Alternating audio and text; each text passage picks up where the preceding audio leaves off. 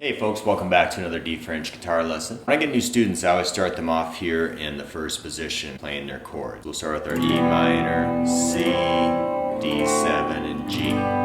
Or we can do our cage system chords, C, A, G, E, and D. And that's great, and they can play a lot of songs with those, but once you want to start taking their playing to the next level and get them out of what I call the shallow end of the pool and start wading into the deep end, that's when you want to start looking at triads. So in a previous lesson I showed how to make major triads in the key of C major, and I like the key of C major because it doesn't have any sharps or flat. It's just C, D, E, F, G, A, B, C. And all a triad is stacking thirds above the root note. So if our root note is C, our third is an E, and our fifth is a G. 1, 3, 5. So we could play it as a triad, which just means 3 notes, or we could play it as a full chord by repeating some of those notes in another octave. When we use a cage system, what we're using is the C shape, A shape, G shape, E shape, and D shape. And then what we do is we take those shapes and we move them up the fretboard to create new chords. So if we're playing in the key of C, we got our C major chord here in the first position. Then we take our A shape, which is here, and we move it up here to the 3rd fret. Now we got a C major chord. Then we take our G shape, and we got our C major chord up here in a G shape. We take our E shape, and we got our C major chord. Then we take our D shape. That's kind of an awkward one. We don't really use it that often, but I'll show you how to take the triad out of that and use it more effectively. So we have C, C, C, C, and C. Then we can go up to the octave here with the C shape. So when we make triads, what we're doing is we're taking the 1, 3, 5 out of those chords and playing them by themselves in a 3-note shape. If we start with our C major here, well, if we just start here on the 3rd string, which is our G, which would be the 5th, go down here to the 2nd string, which is our 1, our first, our root note, and then up to the 1st string, that's our E, that's our major 3rd. So now we have a C major triad in the 2nd inversion, because we're not starting on the root, which would be C, we're starting on the 5th. Then if we go up here to the A shape, and we just take out the top 3 strings, we have our 1, 3, and our 5. That's our major triad. G shape doesn't really work very well because you have your repeating notes here and then you have your 5th, so that's not really a good triad. If we go up here to the E shape, we take out the top 3 strings, we're starting with our 3rd, 5th, and our 1s here on top, so that'd be a 1st inversion because we're starting on the major 3rd and not the root. Then we go up here to the D shape, which again is kind of an awkward shape, we don't use it that often, and we start here on the 5, the 1, and end on the 3rd. We got ourselves a 2nd inversion because we're not starting on the root. Take those triads out and play them in order.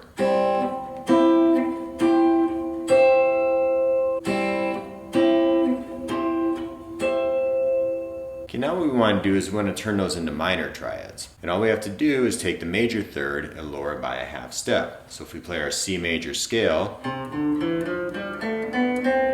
we get to that 3rd, and we lower it a half step, now it's a C minor triad. So if we're up here on the A shape triad, if we just lift our 4th finger and we put our 2nd finger down, now we have ourselves a C minor triad. If we're up here in the E shape, we lift our 2nd finger and lay our 1st finger down, now we got a C minor triad. If we're up here in the D shape, and we just put our 1st finger here on the 11th fret, now it's a C minor triad. So then the minor triad's going up.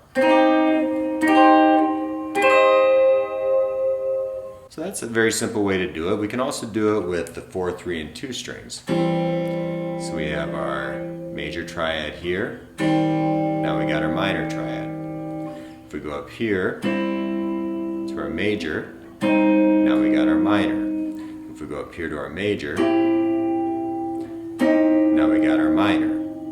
So again, we're going to do major, C minor, C major, C minor, C major, C minor. And those are very effective. So what you use these for is to get out of that first position and start adding a little more color to your playing. So it's really useful if you're playing in a band and you have a rhythm guitar player that's playing down here. Instead of doubling up on what he's doing, you can go up here to the triad.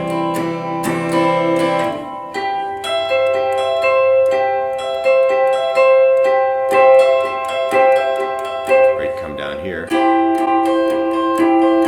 Or you can do a minor. Major.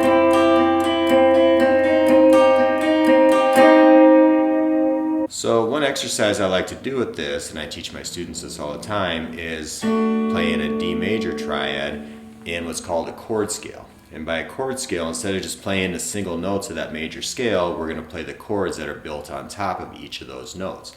So if we have our D major scale, D, E, F sharp, G, A, B, C sharp, and then D octave.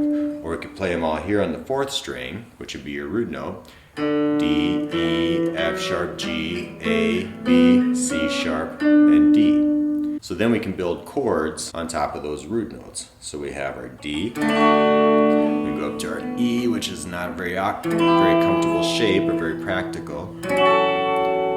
Okay, and then we have our F sharp, which would be, so that doesn't really work well. So we can take the triads out of those and play those chords all the way up the fretboard. So you have your D major, E minor, F sharp minor, G major, A major, B minor, and then our chord here, it's called a minor 7 flat 5 or a diminished chord, but all we're doing is playing our C sharp minor 7 flat 5 right here, and then back to our D.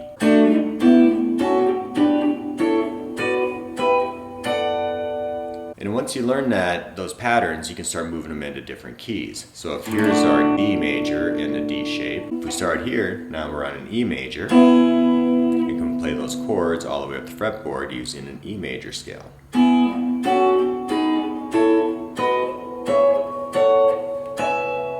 Then we can do it in F.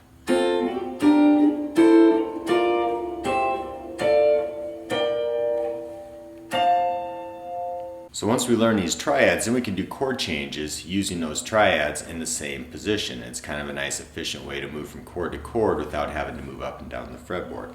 One song I'm teaching a lot of my students right now is the intro to Until I Found You. It's in the key of B flat. Then it goes to a D minor.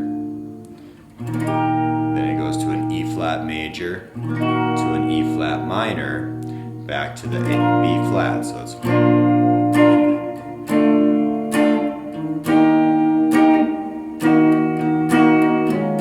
here I'm playing bar chords, I'm playing all the notes. But what we can do is that intro starts up here in the D shape for the B flat, and it just has a simple arpeggio. Here's your D minor, E flat major, E flat minor, and then it goes to an F major here in the A shape. So it's